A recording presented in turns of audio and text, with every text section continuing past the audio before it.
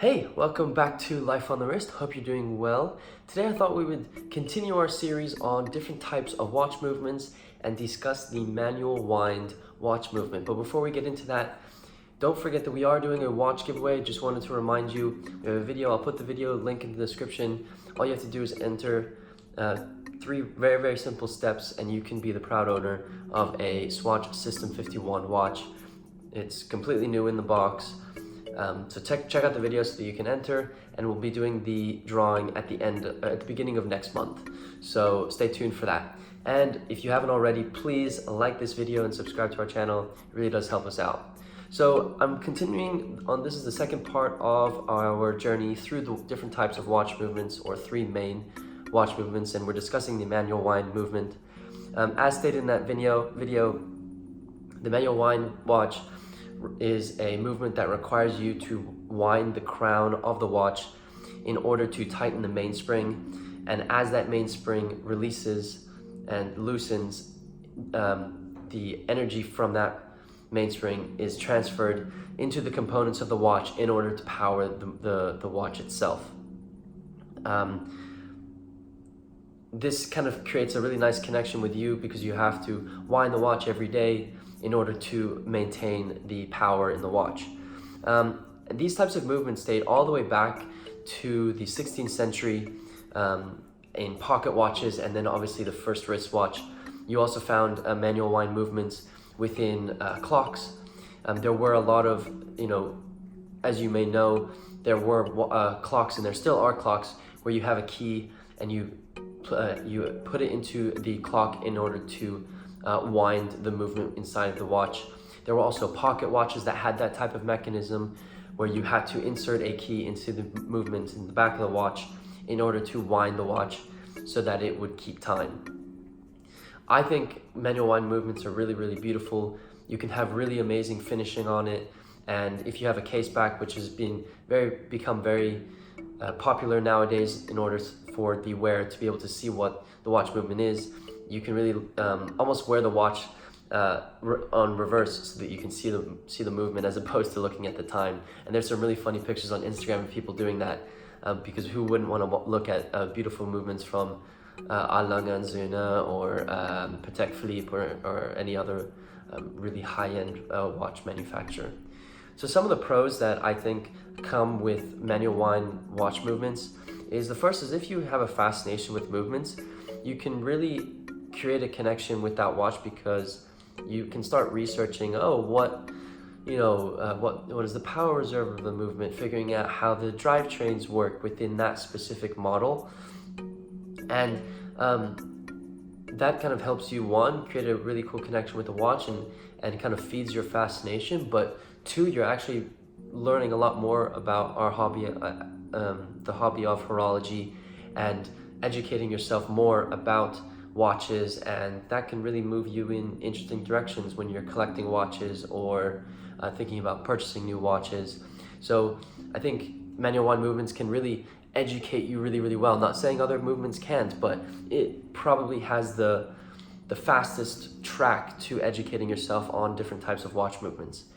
And being that you have to wind the watch, it creates an intimacy with the watch that you will carry it when you're wearing it every day. Just as an example, this is the Breitling Top Time watch that we have in our store right now, and it's a manual wind movement. It's a Valjoux movement, and you have to wind it in order for the watch to continue to move.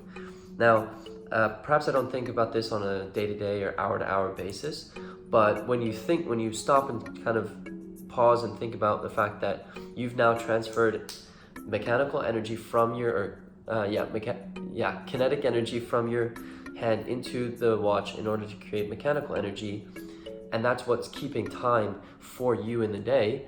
It's an interesting, intimate moment that you have with the watch. Not to get all sobby, but there is an intimacy with the watch, and now you can think, wow, okay, this may have been with other owners, and they did exactly the same thing. So it's weird weird, but an interesting thing to conceptualize.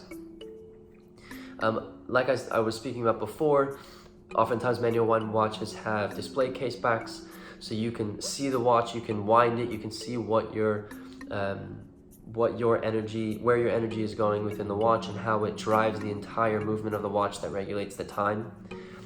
Oftentimes, this is another pro, oftentimes manual watch movements are a lot thinner than automatic watch movements. That is because there is no rotor that is constantly powering or constantly winding the mainspring.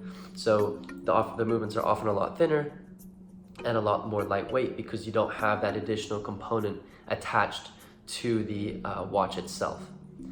So let's move on to some of the cons, because as with everything in life, there are pros, there are cons for every situation, every type of instance that you get into. So the first con is, let's say you're wearing this watch on a daily basis, but you aren't really, well, let's say you're wearing it on a daily basis, but the watch is a manual wind watch. It may become tedious for you to have to continuously wind the watch every single day. Now there are watches, like there's an IWC with an 8-day power reserve, so that does do a little bit of the work for you. However, it probably can become tedious if you have to continuously wind the watch. And that's obviously just personal preference. If you are someone who just wants to have a rotor that constantly makes the watch go, totally fine. It can become quite tedious to have a manual wind watch.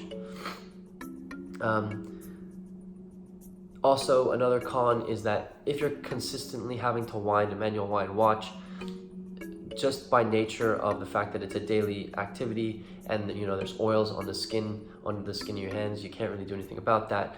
The oil and the constant winding of the crown can wear the metal of that crown, and you'll eventually have to either replace it or have some serious work done on the watch. So it can wear on the crown of the watch. Then again, it's quite hard. It'll take a while for you to damage the crown unless you've got some weird things on your hand. So I don't think that's going to happen in the near term, but definitely something you have to consider.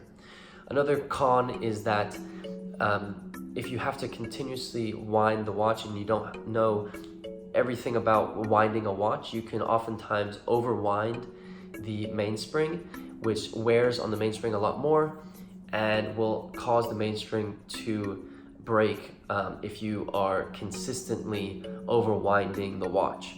This is something that before you purchase a manual wind watch, you're going to want to do research on how to wind a watch and where the resistance is felt. That tells you that you need to stop winding. The reason being is the way in which you kind of tell that is you'll feel as you're winding the watch it become a little bit tighter, and as soon as you feel a little bit of tension on every wind that you make, that's when you should probably stop. Perhaps I can make a video about how to wind a manual wind watch. It'll be fun to make for sure.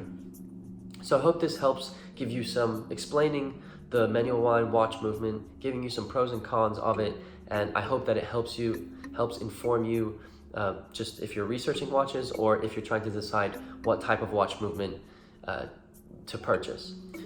We are going to make subsequent videos of this. We'll make an automatic watch, an explanation of the automatic watch movement, and an explanation of the quartz watch movement.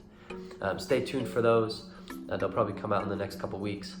And I hope you guys have a nice rest of your day.